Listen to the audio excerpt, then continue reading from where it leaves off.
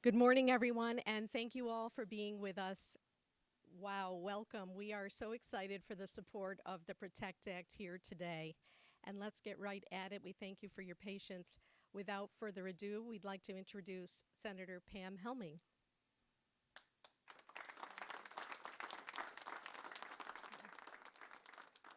Thank you very much. Good morning, everyone. I want to thank the media for showing up here today for this important discussion we're going to have on public safety and the Protect Act. You've all heard it before. There are so many individuals and organizations across the entire state of New York that are talking about the need to make improvements to address public safety, not only for families, for individuals, for our seniors, for everyone. But here in Monroe County, we have an exceptional group, the Consortium for Safe Communities, led by Sheriff Baxter. They've been meeting now for a few years, and they've been doing more than meeting. They've been putting into action steps to make our community safer. And I really want to take a moment to thank all of the consortium members who are here today for your involvement. I really and truly appreciate your help, not only in making our community safer, but in helping me finalize the Protect Act that we're going to talk about today. So thank you all very, very much.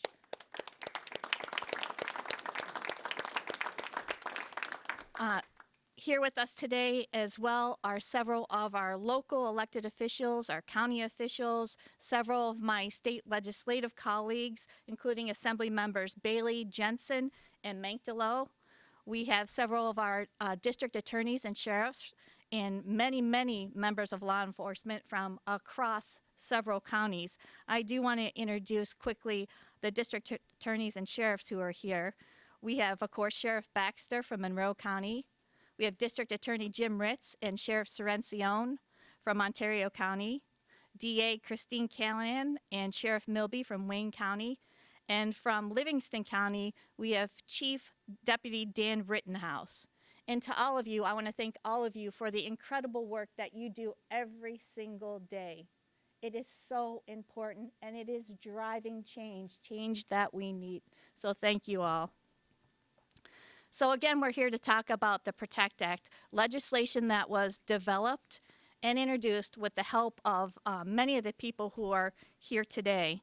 But you may be wondering, like, why do we need the Protect Act? What is the Protect Act? But before I get into all that, I want to ask everyone just to take a moment. Take a moment and imagine that you're a father, you're in a convenience store at the checkout counter with your 9-year-old son. And you're watching as your 9-year-old son takes a bullet to the chest. Or imagine that you're at a barbecue with your friends in Maplewood Park. You're enjoying a great day when all of a sudden shots are fired and 2 of your friends are lost forever and 5 more are seriously injured. Or imagine that you're getting the news. You're the one receiving the news that a loved one who was returning home from volunteering at a senior center was killed when a person who was driving a stolen vehicle crashed into his car. Now, if that's not bad enough, imagine learning that the people who allegedly fired these shots, the person driving that car, were predicate felons, repeat offenders who by their own actions showed that they're a threat to our community. Everyone needs to understand these dangerous and deadly situations, they're not things that I'm making up. They're not hypotheticals. These are very, very real. They happened here in our own community, and there are similar things that are happening across our entire state. According to the National Conference of State Legislators, New York State, our state, is the only state in the entire nation that does not allow courts to consider public safety when making pre-trial custody decisions. So that's really at the crux of why we're here now. We need to change that. Under our proposed legislation called the Protect Act, judges would have a standardized form that they could use to make informed decisions on whether or not an individual who's charged with a felony or a Class A misdemeanor is a danger to the community or to themselves and should be held pre-trial. That assessment form would be developed by the Department of Criminal Justice Services.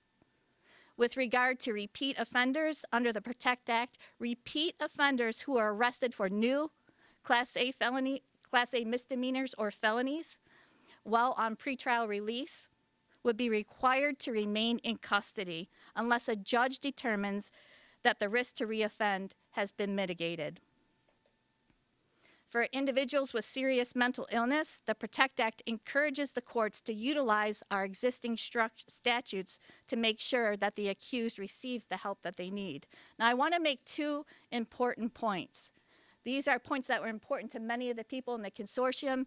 There are points that I know are important to many of my colleagues in the state legislature.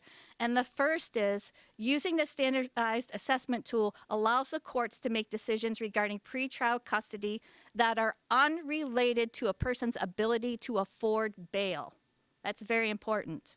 The second point is that the court must make a determination on pretrial detention within 48 hours. We wanted that in there to alleviate any concerns about an accused being held for an inordinate amount of time. The bottom line is we have worked extremely hard to ensure that the PROTECT Act creates a system that balances reasonable fairness for criminal defendants and the need to protect the public from dangerous offenders. But I'm just speaking for myself now, not for the people standing behind me, although this may reflect some of their views as well. I want to be very, very, very clear about something. My priority since day one has always been and will always be public safety. Public safety. We need to err on the side of making sure that the people in our communities are safe. We have so many people who are afraid. You know, I represent part of Monroe County, 5 towns, but I also represent Livingston, Ontario, and Wayne counties. And I hear from people all the time when I'm out and about in my district about how they're now afraid to drive to Rochester. And you know what? I need Rochester to be successful because that success in Rochester spills out into the rest of our region. So it's really important that we do everything we can to make people feel safe, to ensure that they're safe, and I think the PROTECT Act will do just that. At this point, it is my pleasure to introduce to you Monroe County Executive, Deputy Monroe County Executive Jeff McCann, who is going to offer some remarks. Jeff, thank you. Okay, thank you. Thank you, Senator. It's my pleasure to be here on behalf of County Executive Adam Bello. Before I start, if I could just acknowledge a couple of our partners at the county. Legislator Vasquez Simmons is here, as our legislators Brew, Milne, and Dondorfer. And I would just like to say hello to former Mayor Bill Johnson. Mayor, it's nice to see you.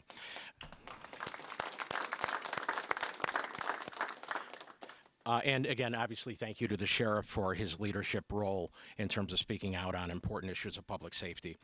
For too long, the pretrial system has placed justice out of reach. It's become a system in New York State where the charge alone, not the person behind it, determines whether someone spends the night in a jail cell or in their own bed. The PROTECT Act changes that because it empowers judges to make informed, individualized decisions, not based on a fixed list of offenses, but rather on an evidence-based risk assessment. Further, it allows judges to weigh the actual risk a person may pose to the public safety and their likelihood to return to court. This is smart, proactive, and fair, and it replaces an outdated one-size-fits-all pretrial policy with individualized justice supported by data, accountability, and empathy. It's simple to the approach we've taken in Monroe County under County Executive Bello's leadership. We've used innovative and proactive steps to improve our public safety and law enforcement systems. From our partnership with the sheriff to add over 50 sworn positions to the sheriff's office, the creation of the Regional Investigative Operations Centers to the nationally recognized JEDS program, which has changed the way we intake and supervise justice-involved youth. And most recently, we're proud to have implemented the centralized arraignment part court, which has streamlined the arraignment process, making it more efficient and accessible for both defendants and the legal system for those arrested after in-session court hours. And the most important role of any government is to ensure the safety of our residents. By working together, governmental partners and law enforcement leaders are collaborating on programs and reforms like this. We can take steps to protect the safety of our community and the integrity of our justice system. And again, thank you to Senator Helming and Sheriff Baxter for leading this effort. So thank you. And with that, it's my pleasure to introduce Nick Pagano, who's a Greece businessman who will be the voice of the victims in this. Thank you.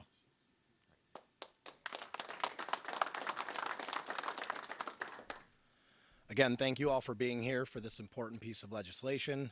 My name is Nick Pagano. We all know how difficult it is for a victim to share their story. I'm here to be a voice for the victims I've dealt with personally in my professional line of work. I want to inform everyone on the significant pro-criminal legislation that has already been passed in New York State since 2020. Bail reform, raise the age, less is more, discovery reform, marijuana legislation, the HALT Act. In addition, here are some new pro-criminal proposed legislation in the works as we speak. Elder parole.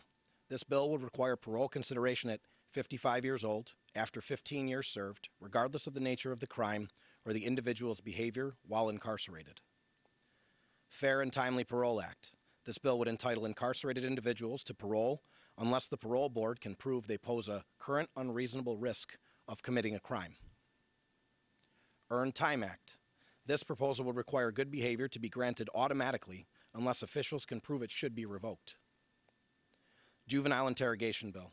This bill would ban the questioning of individuals under 18 without first consulting a lawyer and would limit the use of spontaneous statements. Prohibiting motor vehicle stops for secondary violation. This bill prohibits police from stopping drivers solely for minor or secondary traffic violations like expired registration, under 60 days, single light outages, or excessive window tint. With all of these pro-criminal pieces of legislation, we are pleased to announce we finally now have one singular piece of legislation that has victims and community safety in mind with the PROTECT Act. And with that, I turn the podium over to Sheriff Todd Baxter for further remarks on this. Thank you all.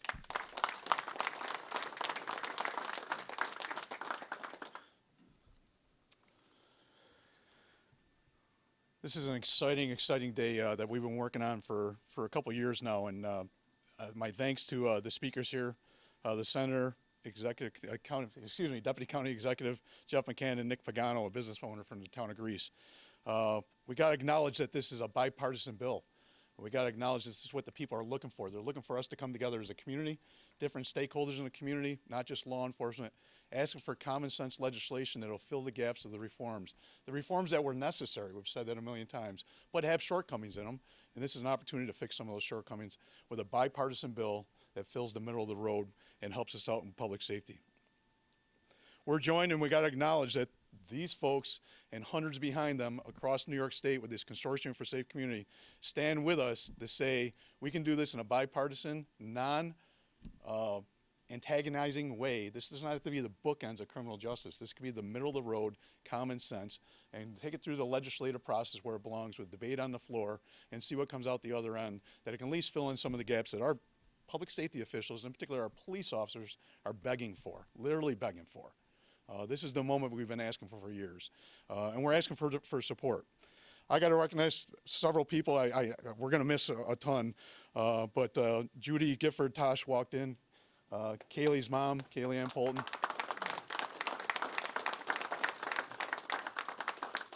We will never forget Kaylee. You know that. God bless you for coming. We appreciate you. A good friend of mine, it's even tough to say his name, retired Sergeant John Ritter from the Greece Police Department, and his beautiful son, who was killed in the line of duty in Cleveland last July. It's hard to believe. Thanks for joining us. I had no idea he was coming. Mr. Khan, you need to step forward, sir. This is our hero from Henrietta the other day, and his whole staff and our employees. This man is a hero. This man is a hero. If you watch those videos, his whole staff, the community out there, saying enough is enough. Enough is enough. They dealt with that guy one too many times, and it almost cost a 9-year-old his life. All right, this is brazen law. This is brazen. This is just counter to our culture, right? This is not what we're looking for. Sir, we so respect you guys, and thank you for coming. It was quite a surprise. Shaquille, I think you pulled this one out. Thank you, buddy. God bless you. Thank you.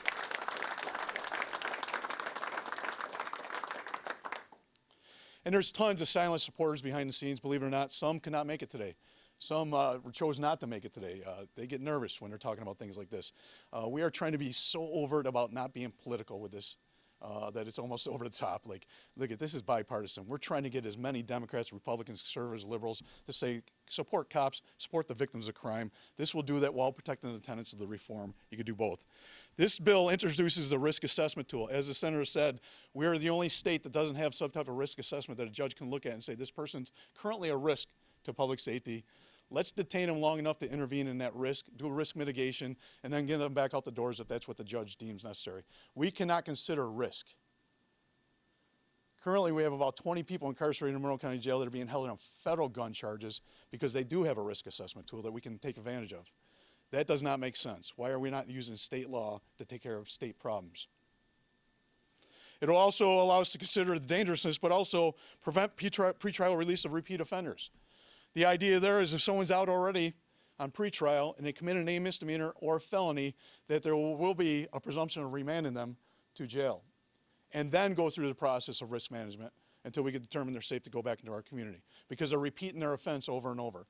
So if they repeat an offense while out, an A misdemeanor or felony, it's a presumption of detention, the teeth that we've been looking for in the system, with some type of remediation occurring while they're detained, and then an evaluation, can they get back into the community and not repeat their offenses. As an example, we know too many people in our community that are suffering from addiction, and they're repeating their criminal activity over and over and being released with appearance tickets only to go out and kill themselves with the next shot, or repeat larceny after larceny and costing all of us, including the poor in our community, the inflation rate that goes along with that. That does not make sense. We're not doing them any favor. If they're out and they're repeating their offense, let's hold them, detain them, slow them down, get them the help they need, and get them back to where they belong. Sometimes bed to bed, from Monroe County Jail to an inpatient bed. With that being said, as the senator said, predicting the future, Governor? No. That's how rumors start. We have been very clear to be middle of the road in this. We know that a lot of people commit their criminal activity because of mental health issues. And we emphasize that in this law, asking the judges to take more responsibility for that and use the 943 of the public health law and put people into treatment, mandate the treatment. That's perfectly fine with us. We agree with that. We like that idea.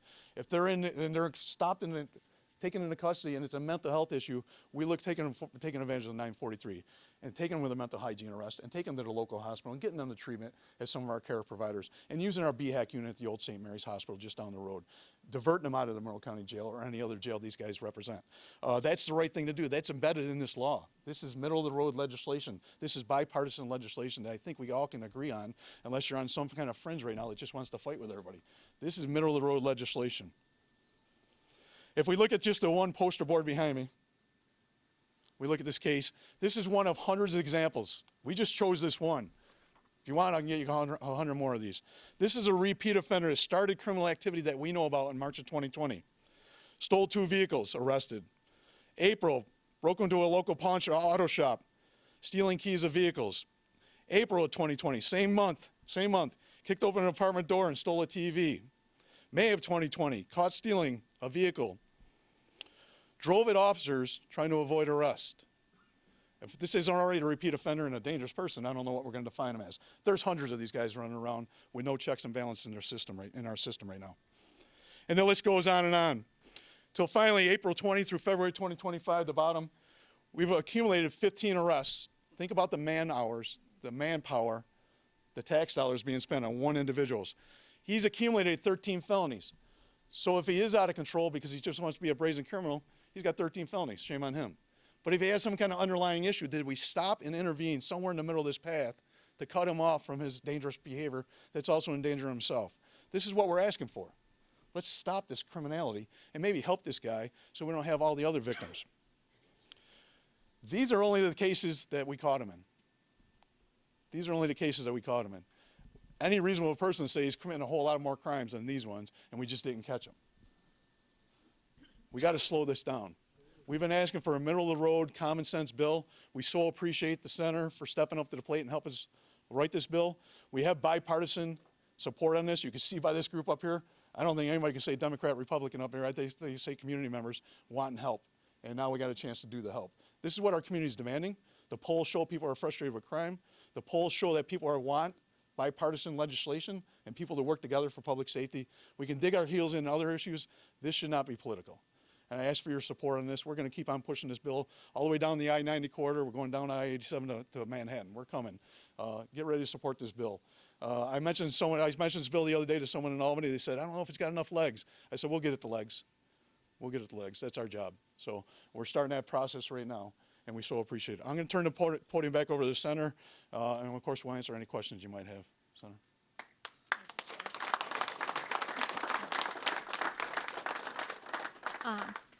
So as far as this bill having legs, I am proud to announce that we were able to get a majority member to sponsor the bill on the Assembly side. And I think everyone knows in order for a bill to become law, it has to be passed in both houses of the legislature, and then it goes on to the governor for signature. So I'm also very excited to let you all know there is a process in the state Senate where you could force, I think it's up to 2 or 3 bills into committee. So I prioritized the PROTECT Act, and I just got word late last night that the PROTECT Act will be on the Senate Codes Committee on Monday. So, yeah. It's an exciting first step. We have a lot more work to do. We'll be reaching out to the members of the Codes Committee. I'll be sharing the committee members' names with the sheriff and with others to reach out to them. We're going to try to reach out to the members of law enforcement in each of the committee members' districts to try and get them to lend letters of support and to help us push this through. My goal is that we get this passed next year. As some of you may know, our session ends in June, so we don't have much time this year, but we're building now so that next year in January we hit this hard and we get it passed in both houses. But thanks to the sheriff and so many other people who have been incredibly hard at work on this, we have garnered a lot of support.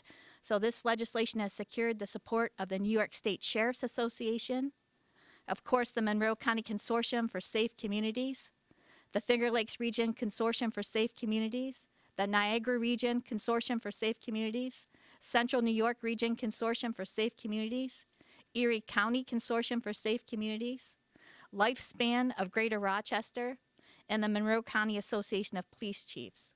We've also received a letter of support from the Vice President of the Monroe County Legislature, Mercedes Vasquez-Simmons, thank you very much, and Rick Milne, who is also a Monroe County legislator. So as I said, we continue to push to get more letters of support, especially from statewide organizations, to help put the pressure on the members of committees so that they will continue to bring the bill to the floor, vote for it, and we could get this done. If at this time, if there are any questions on bill, on the topic, yes, sir. Yes, Senator. Lowell Rose from 13 WAM. I know you said there's a majority member. Who is that member, and how do you get more from the majority to support this bill? Because I know looking on the sponsorship, it's all Republican sponsored right now. Who's that member? How do you continue that outreach? So the assembly member carrying the bill is Billy Jones. And on the Senate side, I've been talking to individual senators, as I know the Sheriff Baxter has as well. And we've been talking to them. Some have indicated that once we get through the budget process, they'll take a closer look at the PROTECT Act and consider supporting it. Again, I think if law enforcement from, other areas too, maybe step up, show their support in writing, we could get more of the Democrat majority members to co-sponsor the legislation. I say that though, but we have great support here in Monroe County from law enforcement, from the consortium, from business groups, from religious leaders, from everyone. And our own senators aren't on this bill. Why? Why? As the sheriff said, this is common sense. This isn't a partisan issue.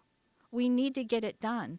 We were so careful, I'll just reiterate, in making sure that we weren't pushing back on all the changes that the majority started making to criminal justice in 2019. We were so careful that we kept intact the important pieces of that legislation. We just want to have the opportunity for our courts to be able to hold people who are dangerous pre-trial, to be able to do an assessment.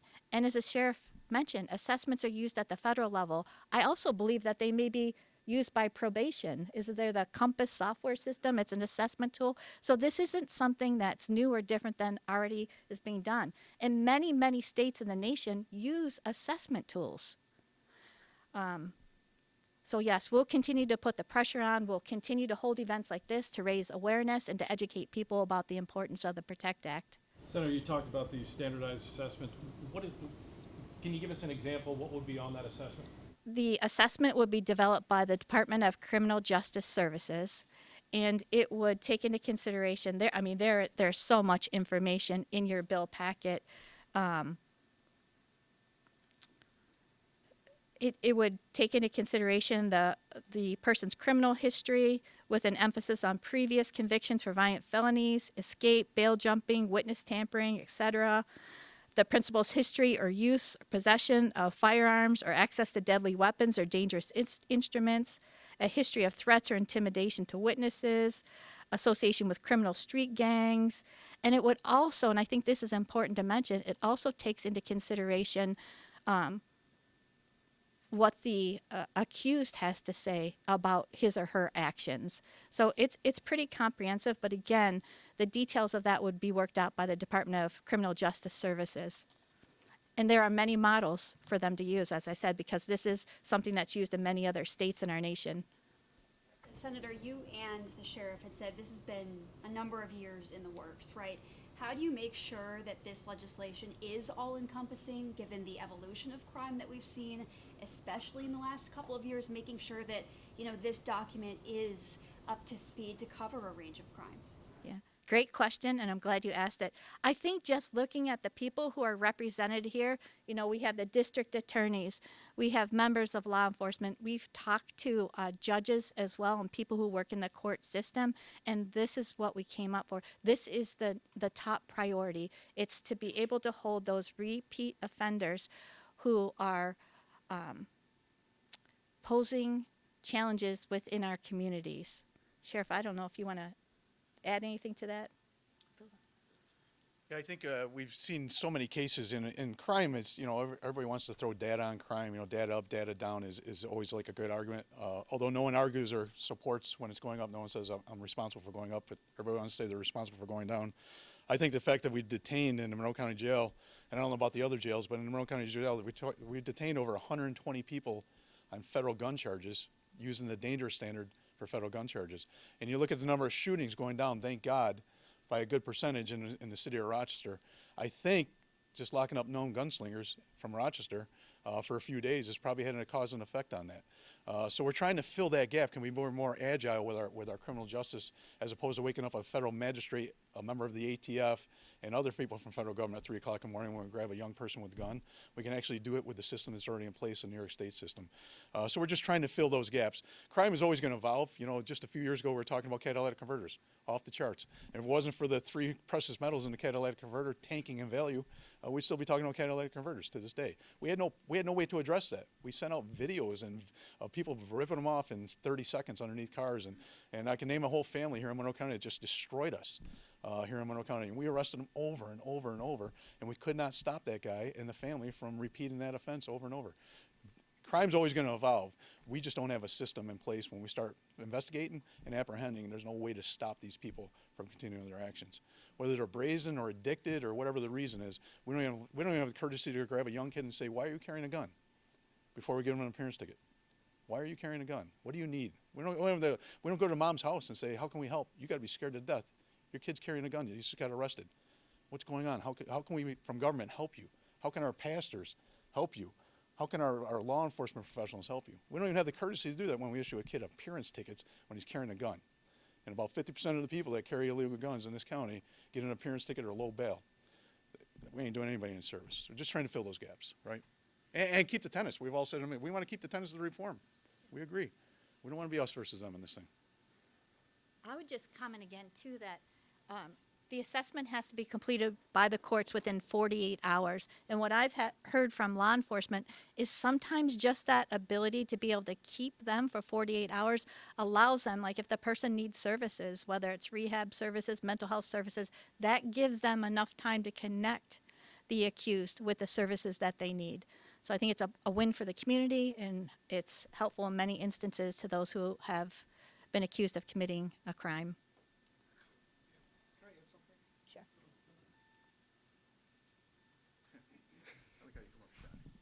I'm very shy. Assemblyman Jensen, I do just want to, not to speak on behalf of my assembly colleagues, but I just want to bring up something that Lowell brought up with his question about majorities.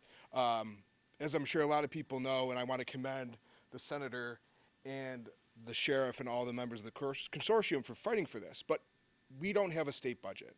And one of the reasons why we don't have a state budget right now is because the governor demanded, among other things, changes to the discovery laws, which I know a lot of prosecutors and district attorneys in the state have fought for.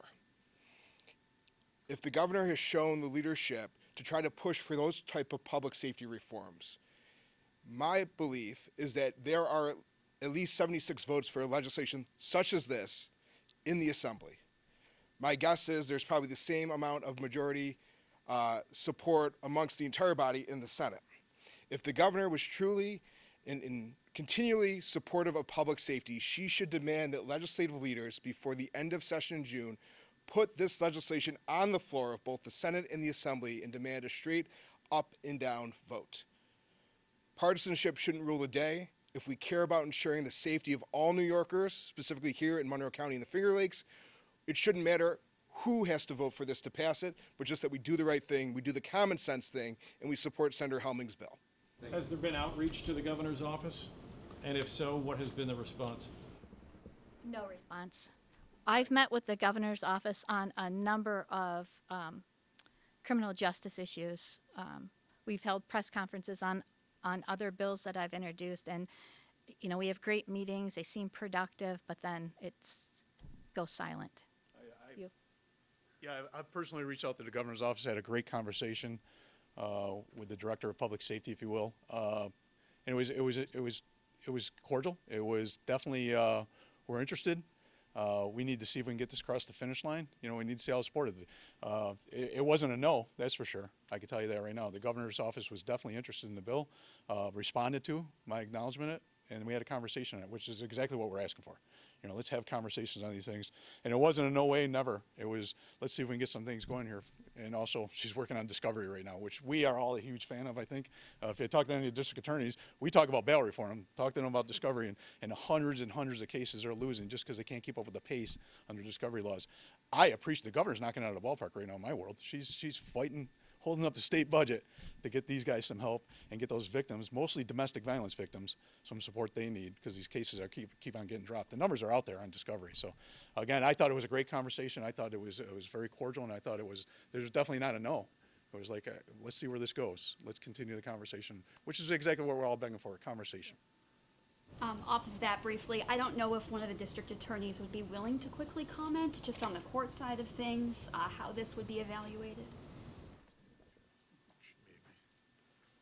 So I'm Jim Ritz. I'm the Ontario County District Attorney. It's a weighing process, and I think, what the senator and what the sheriff have negotiated and started talking about gives us that weighing process, right? We understand that bail is to return somebody to court, but we also know we have people who are suffering from significant mental illness. We have people who are suffering from addiction. We were the only county in the entire state that had a county-wide opioid stabilization part that we lost with bail reform because we couldn't hold on to them long enough to get them into treatment. So this allows us, when we have these folks coming back, who are coming back on repeat offenses that are consistently committing because of addiction or because of mental illness, to start treating that, to get them to that point where we can reevaluate and see if they are safe to be released. I know our sheriff has introduced into the jail treatment opportunities. I know that FLACRA is there from our county. I know that our Ontario County Mental Health is there. So our sheriff is, and I'm sure Sheriff Baxter as well, are forward thinking in that regard. It's not just lock them up, it's figure out the problem and fix it. There are some people who just need to be locked up, right? If it's not addiction and it's just a propensity to commit crimes and you're putting people at risk, we need to assess that. And right now, we're the only state in the country that doesn't do that. Our legislation was based on New Jersey, and New Jersey does it. The federal system does it. And so for us not to have that ability to assess the threat to the community is really stealing away any authority or really any discretion from our courts. Anything that you can talk about discovery, the issue with the state level? I know looking at the state level, it's about 25% compliant across the board. And I know here in our area, it varies. I think it's no higher than 40% for roughly the 4 big counties in our area. Well, and it depends on what you want to talk about with discovery compliance, right? I think most of us as prosecutors, we want to get that out. We're not hiding anything.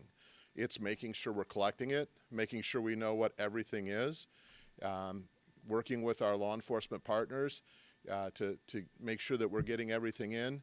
I think 57 of the states use the same discovery, the electronic discovery process. And we're turning things over quickly. So that part of it, I would say the compliance is well above.